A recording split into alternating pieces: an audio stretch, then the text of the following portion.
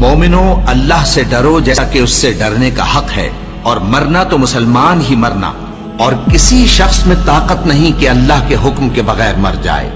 اس نے موت کا وقت مقرر کر کے لکھ رکھا ہے، اور جو شخص دنیا میں اپنے اعمال کا بدلہ چاہے اس کو ہم یہیں بدلہ دے دیں گے، اور جو آخرت میں طالب ثواب ہو اس کو وہاں اجر عطا کریں گے، اور ہم شکر گزاروں کو عنقریب بہت اچھا صلہ دیں گے۔ ہر شخص کو موت کا مزہ چکھنا ہے، اور تم کو قیامت کے دن تمہارے اعمال کا پورا پورا بدلہ دیا جائے گا۔ تو جو شخص دوزخ سے دور رکھا گیا اور بہشت میں داخل کیا گیا وہ مراد کو پہنچ گیا۔ اور دنیا کی زندگی تو دھوکے کا سامان ہے۔ اے اہل ایمان، تمہارے مال و جان میں تمہاری آزمائش ضرور کی جائے گی، اور تم اہل کتاب سے اور ان لوگوں سے جو مشرک ہیں بہت سی ایذا کی باتیں سنو گے۔ تو اگر صبر اور پرہیزگاری کرتے رہو گے تو یہ بڑی ہمت کے کام ہیں۔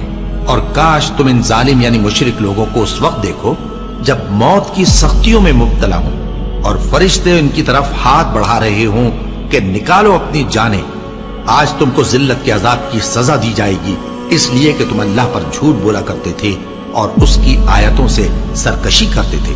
اور جیسا ہم نے تم لوگوں کو پہلی بار پیدا کیا تھا ایسا ہی آج اکیلے اکیلے تم ہمارے پاس آ گئے، اور جو مال و متاع ہم نے تمہیں عطا فرمایا تھا وہ سب اپنی پیٹھ پیچھے چھوڑ آئے، اور ہم تمہارے ساتھ تمہارے سفارشیوں کو بھی نہیں دیکھتے جن کی نسبت تم خیال کرتے تھے کہ وہ تمہارے سفارشی اور ہمارے شریک ہیں۔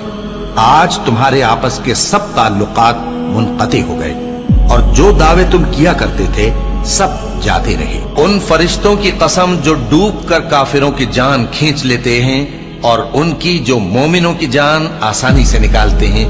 پھر جب جان گلے تک آ پہنچتی ہے اور تم اس وقت کی حالت کو دیکھا کرتے ہو، اور ہم اس مرنے والے کے تم سے بھی زیادہ نزدیک ہوتے ہیں لیکن تم کو نظر نہیں آتے۔ بس اگر تم کسی کے بس میں نہیں ہو تو اگر سچے ہو تو تم جان کو لوٹا کیوں نہیں لیتے؟ ہم نے تمہارے لیے موت کو مقرر کر دیا ہے، اور ہم اس بات سے عاجز نہیں۔ ہاں، جب جان گلے تک پہنچ جائے اور لوگ کہنے لگیں اس وقت کون جھاڑ پھونک کرنے والا ہے، اور اس جاں بلب نے سمجھا کہ اب جدائی کا وقت ہے اور پنڈلی سے پنڈلی لپٹ جائے، اس دن تجھ کو اپنے پروردگار کی طرف کھینچے چلے چلنا ہے۔ پھر ایسے مغرور نے نہ تو پیغمبر صلی اللہ علیہ وآلہ وسلم کو سچا جانا اور نہ نماز پڑھی، لیکن جھٹلایا اور منہ پھیر لیا، پھر اپنے گھر والوں کے پاس اکڑتا ہوا چل دیا۔ خرابی ہے تیری، خرابی پر خرابی ہے، پھر خرابی ہے تیری، خرابی پر خرابی ہے۔ کیا انسان یہ خیال کرتا ہے کہ اسے یوں ہی چھوڑ دیا جائے گا؟ وہ اپنے اہل و عیال ہی میں مگن رہتا تھا، وہ تو خیال کرتا تھا کہ اللہ کی طرف لوٹ کر نہ جائے گا۔ کیوں نہیں؟ اس کا پروردگار تو اس کو دیکھ رہا تھا۔ سو میں شام کی سرخی کی قسم کھاتا ہوں، اور رات کی، اور جن چیزوں کو وہ اکٹھا کر لیتی ہے ان کی، اور چاند کی جب وہ پورا ہو جائے، کہ تم لوگ درجہ بدرجہ ضرور چڑھو گے۔ اور موت کی بے ہوشی حقیقت کھولنے کو طاری ہو گئی۔